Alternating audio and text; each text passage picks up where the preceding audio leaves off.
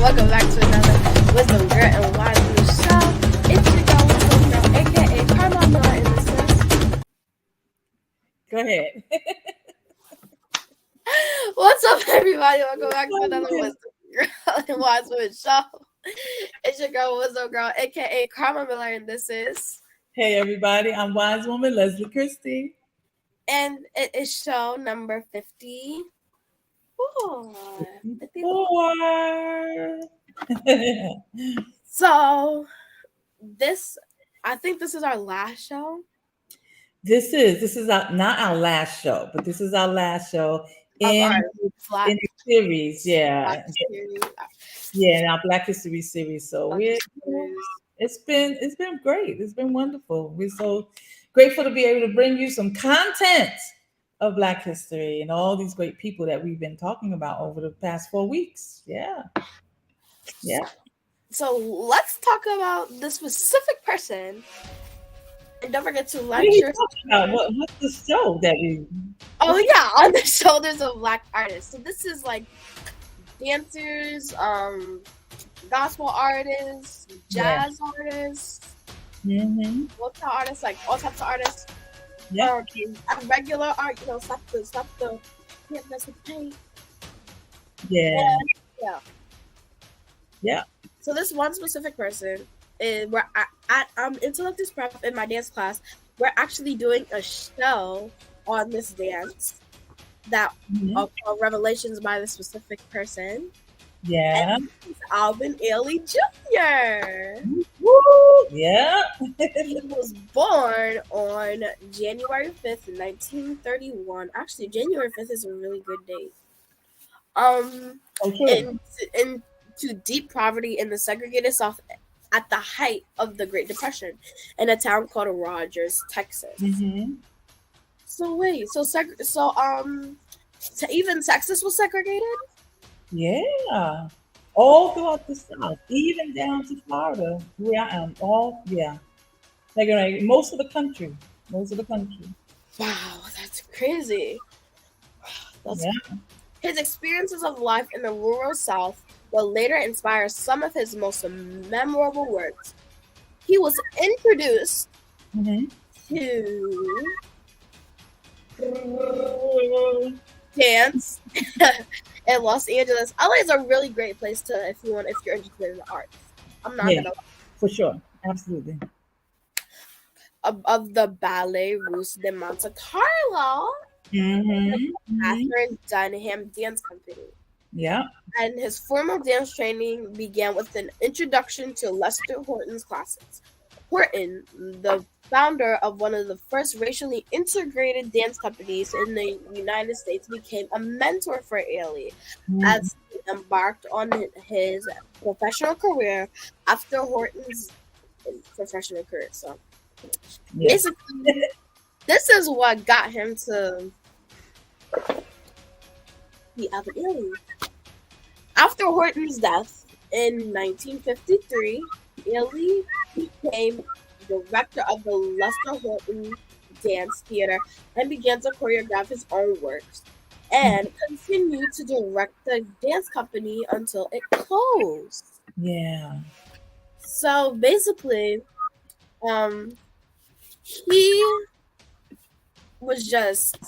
he had a mentor, and it was, all the greats have mentors, right? Right. All the greats have mentors.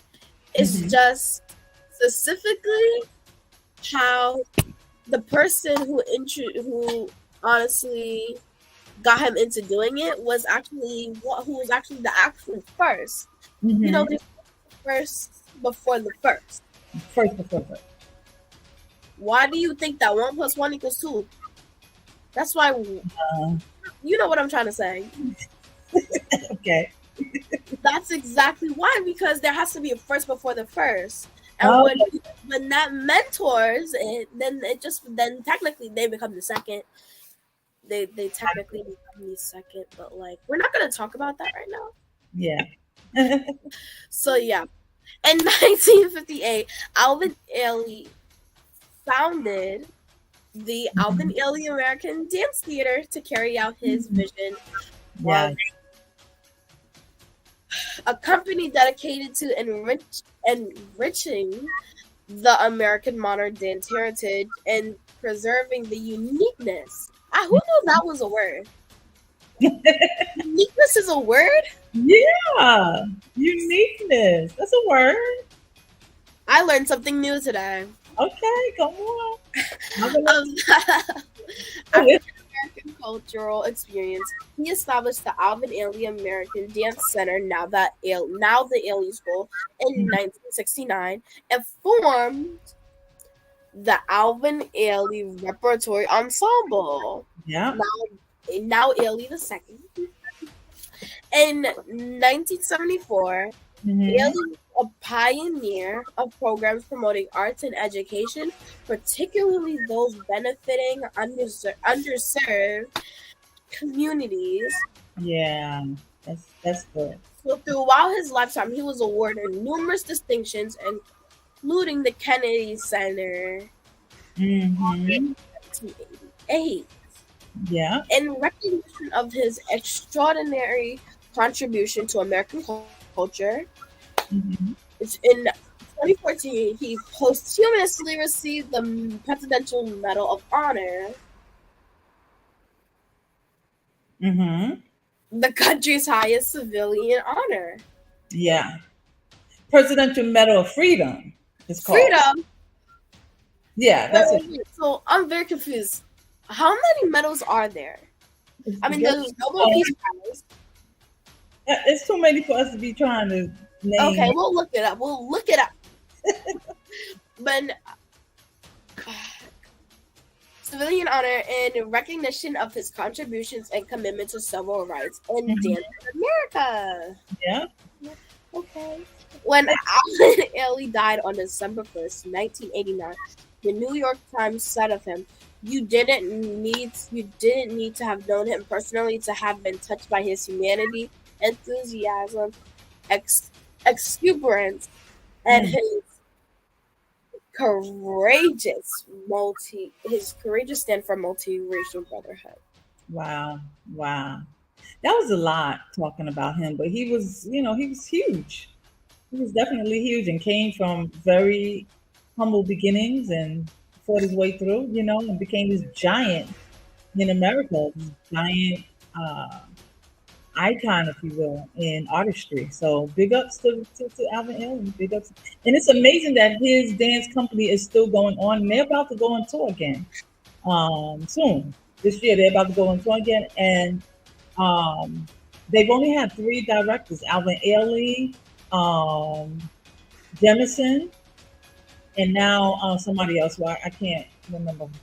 Yeah, they're still trying to figure. I wonder which dance they're doing because they did this dance show called Revelations. They always do that from the very beginning when he created it. Every concert, every show, they always include Revelation because it is the iconic dance that he choreographed. So yeah, they're gonna do that one. All right. Well, let's talk about somebody else who is just as amazing and great as Alvin Ailey. We're talking about Mr. Berry Gordy. So, Berry Gordy was born November 28th, 1929. Found out that he was born the day before, not the same year, but his birthday's the day before my dad. So, big ups. And he was born in Detroit, Michigan, as all of you who, fans of Motown, you know that. He's still alive. He's, not gone yet. He's 93. 93 or not? 93. So he's an American businessman, founder of Motown Record Corporation, which became the most successful Black-owned music company in the United States. And through Motown, he developed the majority of the great rhythm and blues performers of the 1960s and 70s, including Diana Ross and the Supremes.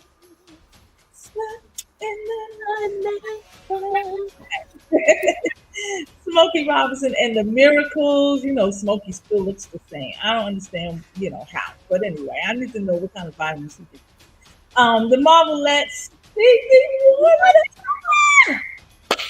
fangirl behavior. Yeah. Girlfriend behavior. Marvin Gaye, The Temptations, and Michael Jackson, and of course, the Jacksons. What did you say about Michael Jackson? So Gordy was said to have masterminded the popular Motown sound, the Motown sound that we're familiar with, a ballad-based blend of traditional black harmony and gospel music with the lively beat of R&B. Not aura, R. R&B. When you say R&B really fast, it sounds like you're saying R&B. No, R&B. Yeah. But I have a question. Was he also a producer? He was a producer, yeah. Yep, big time. Wow. Yeah. All of that. Yeah. That's amazing. I know.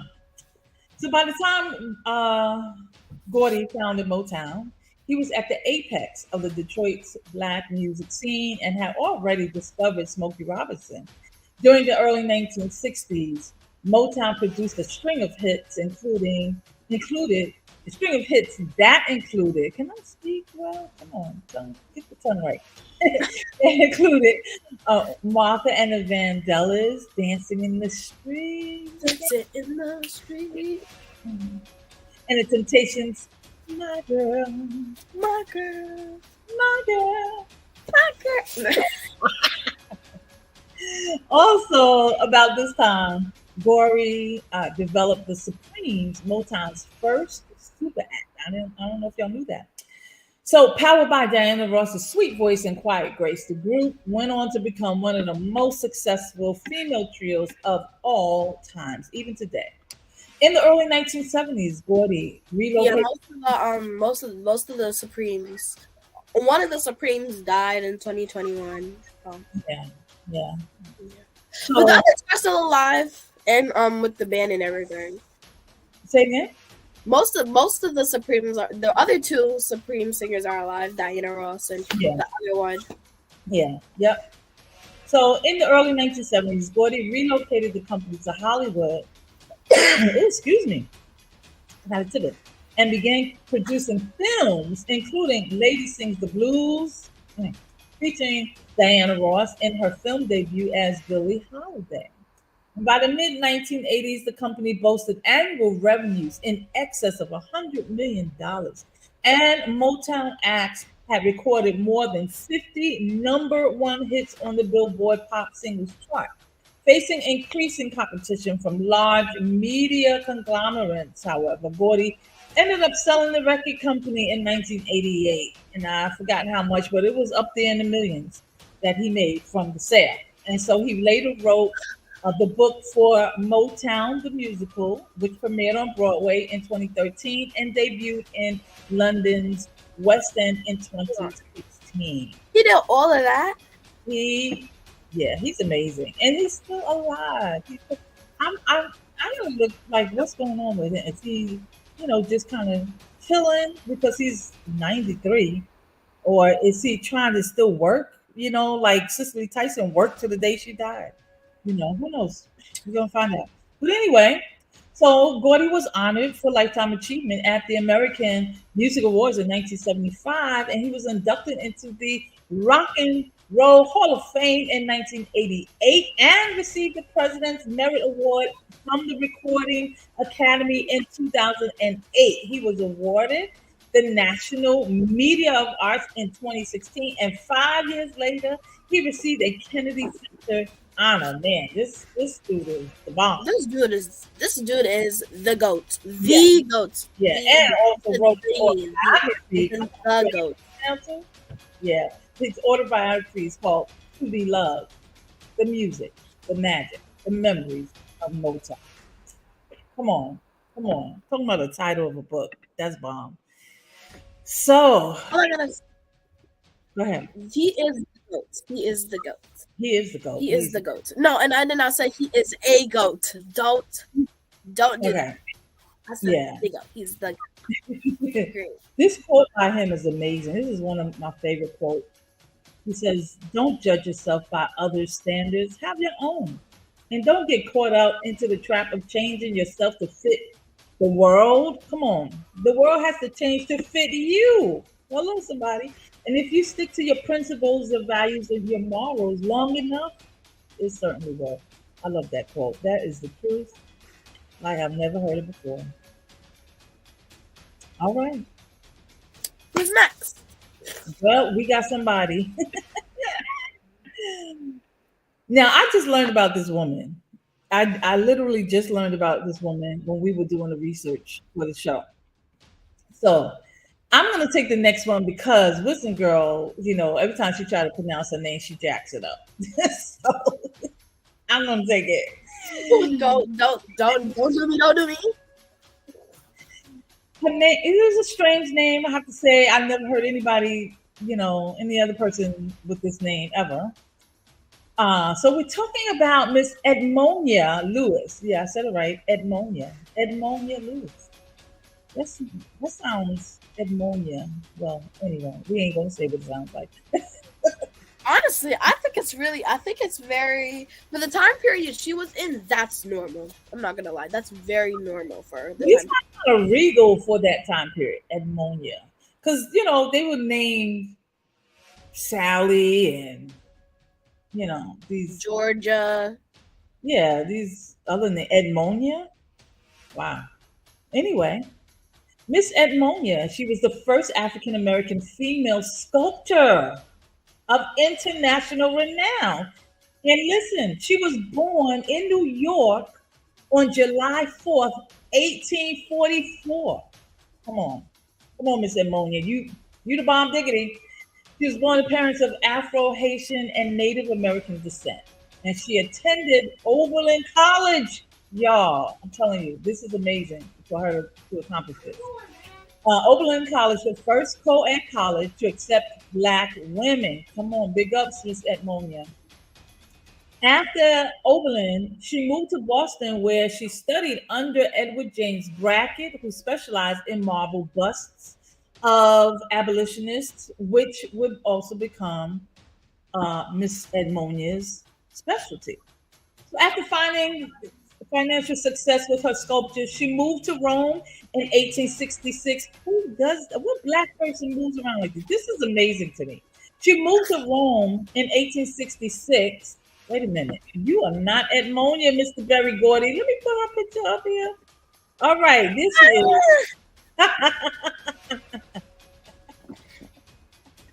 All right, so she moved to Rome in 1866, where she was inspired by Renaissance and neoclassical sculpture, but kept Black abolitionists and Native American figures as her subjects. She exhibited at the Philadelphia World's Fair in 1876, and was later commissioned by former President Ulysses Grant to sculpt his bust. Are y'all hearing this? This is amazing to me.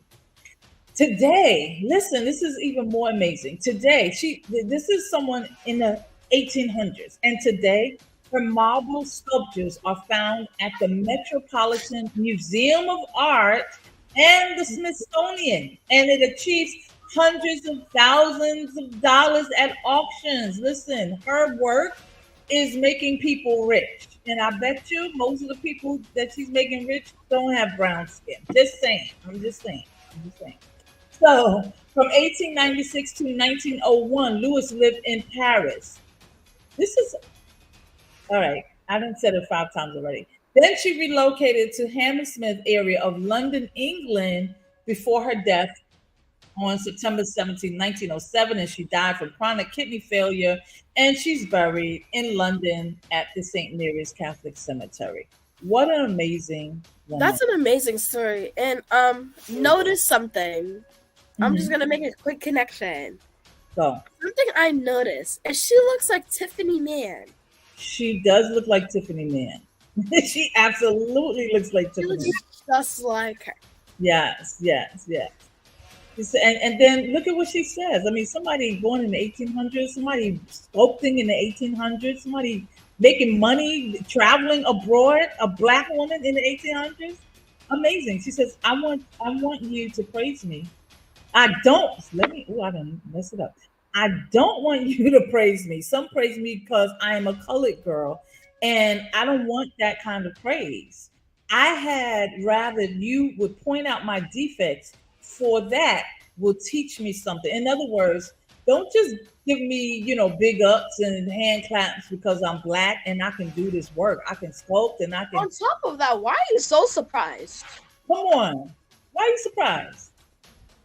Right. Just because she's black. Like I've always said, people who go through the most are the people who are the strongest. So I just have one question. Why are so many people so surprised when a black person does it? Like, I know there's the first and we should be celebrating, but why are we the first? Because we were underestimated. Why were we the first? Because we were put down, but we did it anyway. Yeah, that's true. Most people have died just trying to be the first, and not trying to throw no shade, but most people have died just to get equal rights. Yeah. And you know what? Something that recently happened is I was doubting something, and I was like, what's the point of fighting a fight you can't win? Well, I mean, I remember, I think you told me this, or my counselor told me this in school. Because she said, I think it was one of y'all, and I remember one of y'all said that we fight a fight that we can't win because history doesn't want us to win, society doesn't want us to win. And black people don't care about winning. They don't care about making history. They don't care about being successful. They're following their dreams. Yeah. And you know what? We don't think about making history. We just be who we are, which is stunning, beautiful, which is educated, smart, creative. All the things, we're not more special than any other race. It just comes out of us, and we're not in competition with any other race, and regardless of what the media, the world wants people to believe about us. We are not in competition. And can I tell you something? We really are. I know what it looks like, on TV and all that. We really are not in competition with each other because we know how to celebrate each other. I wish that part of the story would be louder than a few, than the celebrate. Just celebrate. It doesn't have to be a whole big thing. Just celebrate. Celebrate. We know how to celebrate. We know a simple good job will do. That's all we want. But y'all are taking it way too. Yeah. Y'all are taking it way too far, and it's mad. I just got mad. Hold up. Okay. But it's the truth, and I wish that part of our story would be told, and instead of the minor stories, the 1% of the story that says talk about black on black crime, or we killing each other. That is not really our story. That's true. And personally, for real, a simple good job will do. Like, America really be doing the most for no reason. For no reason. I feel like they just want to put people against each other for no absolute reason. Yeah. Like, why does it matter? Like, an example, like wars and stuff like that. If we got nothing to do with it, just be quiet. You can support, but like, y'all are really doing the most. Yeah, that's the truth. For no reason. Like, you're writing yourself into someone else's story and then wonder why things won't happen for you. Whatever's gonna happen to that person is gonna happen to you because you wrote yourself in another story. Like, America really be doing the most for no reason. Hey, come on with that wisdom. Come on. That's how I feel about it personally. Well, I agree. I totally agree with you. Yeah. All right. Who we got next? Because we running out of time. I'm telling you, out of everybody, I'm telling you, I'm sure everybody that we're talking about, I'm sure everybody. Before you go there, because I shout out to my hubby, to your grandpa, Professor, our producer, Martin Christie, who's in the chat, who's with us. Thank you so much. Thank you. But anyway, go ahead. So I'm sure everybody that we're talking about believes in God, right? But I'm telling you, this person I'm about to talk about is probably the most sanctified out of all of them. You think? Give it up for Dr. Maddie Moss Clark. No, say it because I say it again because I talked over you. Personally, I mean that's me personally. I really feel like she's the most. She's up there. Sanctified out of all of them. She's definitely up there. Give it up for Dr. Maddie Moss Clark. Whoop whoop whoop! Dr. Maddie Moss Clark. All right, let's see if we get through this in 3 minutes without singing all the songs like we did, No, wait, no promises. A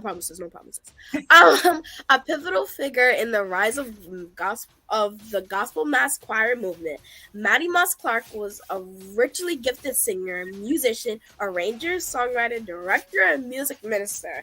She was also the matriarch of a gospel music dynasty that has spanned more than 7 decades and 3 generations. Wow. Maddie Juliet Moss Clark was born to Fred John Moss and Maddie Juliet Walker in Selma, Alabama on March 26, 1925. Musical formation was very important in the Moss household, and everyone played an instrument. So Maddie began taking piano lessons at the age of 6, and by 12, she was the chief musician for her mother's Holiness Temple Church of Christ in prayer. Mm-hmm. In 1947, after studying music at Selma University, Clark joined her sisters in Detroit, and her association with Church of God in Christ began in Detroit when she joined Bishop William Rinzen's Greater Love Tabernacle and became its minister of music. Later, she served as the music minister for the city's Bailey Temple and under the leadership of Bishop John Seth Bailey. Mm-hmm. Dr. Maddie Moss, well, first of all, she's the reason why the Clark sisters exist, okay? Yeah. Anyway, Dr. Maddie Moss Clark died September 22nd, 1994 in Southfield, Michigan, not before enjoying a reunion of her beloved Southwest Michigan State Choir. She and the reunion choir ran through an album's worth of their popular songs, singing with as much power and conviction as they did 30 years prior. She was inducted posthumously into the Gospel Music Hall of Fame. Wow. She's another phenomenal one. I mean, her whole family, even her great-great-grandchildren now sing. Great-grand. Oh, no. Her great-grand? No, because... Yeah, her great-grand. They Moss are her... Yeah, great-grand. Anyway, the whole point is, God is unfair sometimes. Let me get in this camera. God is unfair sometimes because how do you anoint one family for generations who can sing, who can play, okay, that's not fair. Sometimes you got you got a family who's gifted like the Winans, right? Not everybody in the Winans family can sing. I mean, they all can sing. But not all can sing, but not can sing. There's a difference. Well, you got the singers, but you got a few of those siblings who sing. Singers, okay. You have Deborah Joy Winans, who's Marvin Winans' daughter, who could sing. Wait, it's not Marvin? Marvin Winans' daughter, his twin brother's daughter. Yeah.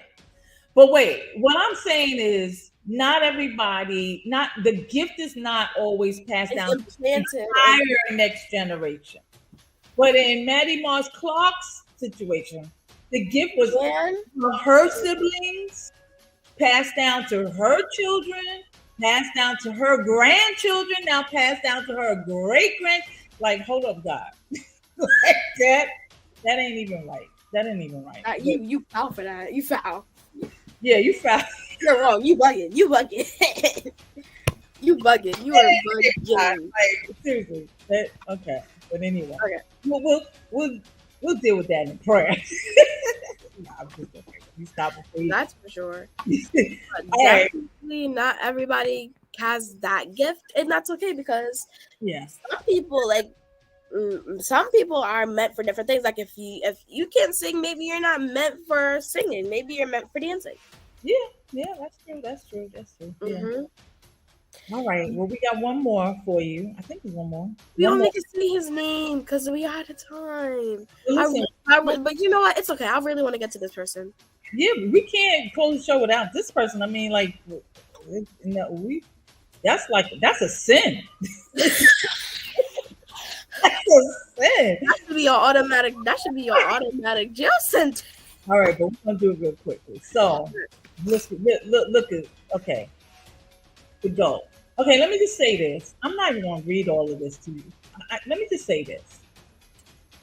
We had to include Sir Sidney because of who he is. I mean, he's just iconic. He is the GOAT, right? But then we were like, this is totally, it feels disrespectful because this man's accolades and what he's done, the list is super duper califragilisticexpialidocious long. I mean, it is ridiculously, but impressionably long that you cannot talk about him in a couple of seconds, a couple of minutes, even, a couple of hours. Like this, it'll take you like a whole year. A whole class, a whole collegiate class could be done honestly on this man, and it probably is. But there's a collegiate class in Tyler Perry, so they're gonna do on the Tyler. We should have did Tyler Perry, but this man specific. Yeah, this okay. So I'm just try to be really quick.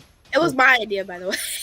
Yeah. We have to talk about him because yeah. he's the GOAT. He's the GOAT of acting. He's the GOAT of theater. He's the GOAT of. I'm telling you, he has definitely changed our view on how we see The Color Purple, I think, or Raisin in the Sun. Raisin in the Sun. He's definitely changed our view. Yeah. Of how we see movies, period. Because like you could say, oh my God, why is this so boring? Like this is like you could be watching one movie and be like, why is this so boring? And then you see Sidney Poitier's movie, go like, you're lying. Why is this so good? Right, because of the depth of it and the emotion, the power, the energy that he puts inside the roles that he takes on. So listen, really quickly, Sidney Poitier, he was born prematurely. Born on February 20th, 1927. He's a was a Bahamian American actor, director, producer. He broke the color barrier in the United States motion picture industry by becoming the first African American to win the Academy Award for Best Actor for Lilies of the Field in 1963. And he was the first Black movie star, but y'all didn't know that he was the first Black movie star. So he redefined the roles of African Americans by rejecting parts that were based on racial stereotypes, right? He was born in the Bahamas. His parents were, he was born poor, right? But the thing was that at 15 years old, his parents sent him to Miami to live with his brother because I guess they were afraid for him and what he would turn out to be. So they sent him there, so he wouldn't live a life of delinquency. And then he came to the United States and he was pretty much shocked because he never experienced racism. Because where he came from in the Bahamas, the majority of the people are of African descent. That's all he knew. There was no racism, right? And it's still. Can we move to Bahamas? Yeah, huh? Let's move to the Bahamas. Let's go. Come on. I'll pack my bags. We going. We going. So 15, here he is, right? So now 18 years old, he moves to New York. He takes on these menial jobs and he decides, you know what? I'm going to just audition. I'm going to go to the American Negro Theater and I'm just going to try to audition. No skill, never acted, no acting class, no nothing. He's just like, I got to do something with my life. So he auditions, he bombs. They're like, you bugging. This is not your calling. And so this is not your calling. Yeah. And so instead of like being down and giving up on him, what he did was say, no, I'm going to devote the next 6 months of my life to overcoming my accent. So, because apparently his accent was much stronger than what it ended up being, what we know it to be. And he wanted to improve his performing skills, right? And so he tried again. 6 months later, he went back to the American Negro Theater and tried again. And that's where he was discovered, that he got in. It was a yes, right? And so that being there led him to be discovered. And that's how he got to be in that film, No Way Out.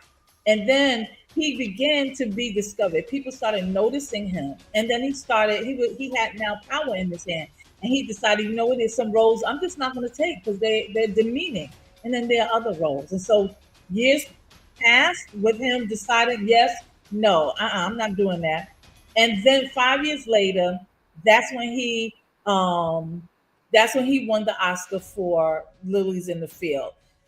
Amazing man, civil rights leader, all of these things. I mean, I- listen, his awards, his accolades, his honors are so extensive until it blows my mind.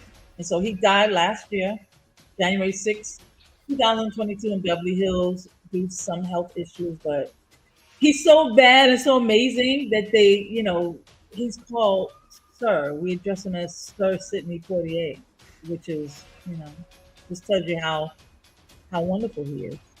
Yeah. Yeah. But we sadly have to end the show. Wait, why is I only do that when my voice gets lower when I'm sad. Hold on. See you next show. Don't forget to like, share, subscribe. Yeah. Follow us on Instagram, Facebook, and YouTube. And Yep. share this with your dog. Share this with your dog. Share this with your dog. With your pets. Well, let me just say this before we close. We thank y'all so much for being with us, hanging with us for the America History is Black History series. We hope that you enjoyed it, learned a whole lot like we did.